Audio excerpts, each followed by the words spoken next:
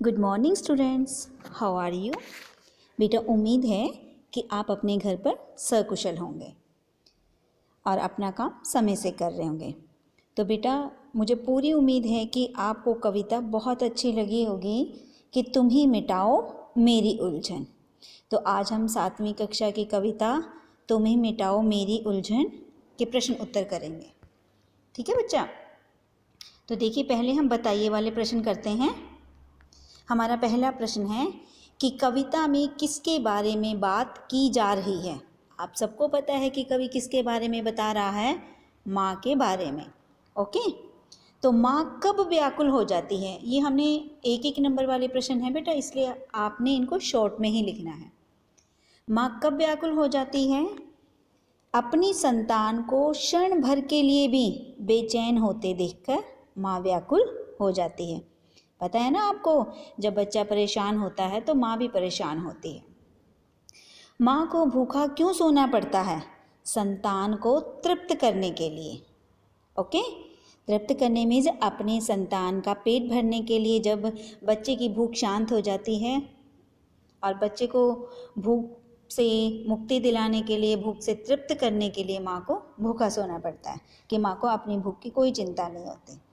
अगला प्रश्न है हमारा, संसार में परिवर्तन आया, यानी कि संसार बहुत सारा बदला पर माँ के स्वभाव में परिवर्तन क्यों नहीं आया? क्योंकि माँ की ममता और उसका संतान के प्रति स्नेह कभी भी बदल नहीं सकता। भौतिक संसार परिवर्तनीय है। भौतिक संसार में ये जो संसार हम देखते हैं बेटा, ये परिवर्तनशील है, इसलिए माँ के स्वभाव में परिवर्तन नहीं आए, क्योंकि माँ की जो ममता है वो कभी भी नहीं बदलती है। अब उसके पश्चात हम संक्षेप में उत्तर लिखिए, ये करेंगे। कवि की उलझन क्या है? अब है ना कि तुम ही मिटाओ मेरी उलझन, तो क्या उलझन है कवि के मन में? कवि माँ की तुलना संसार की किसी वस्तु, भाव आदि से नहीं कर पा रहा है। यानी कि माँ, कोई चीज़ ऐसी नहीं संसार में, कोई भाव, कोई फीलिंग्स ऐसा नहीं है जिससे वो अपनी माँ की तुलना कर सके। और यहाँ कवि की सबसे बड़ी उलझन यही है। ओके बच्चा, तो आगे वाला प्रश्न देखिए। ब्रह्मा भी माँ से कमतर क्यों है? कमतर मीन्स कम, यानी कि ब्रह्मा जी भी माँ से कम हैं। माँ सब देवों से बड़ी है। अब ब्रह्मा भी माँ से कमतर इसलिए है क्योंकि ब्रह्मा जी केवल सृष्टि की रचना करते हैं।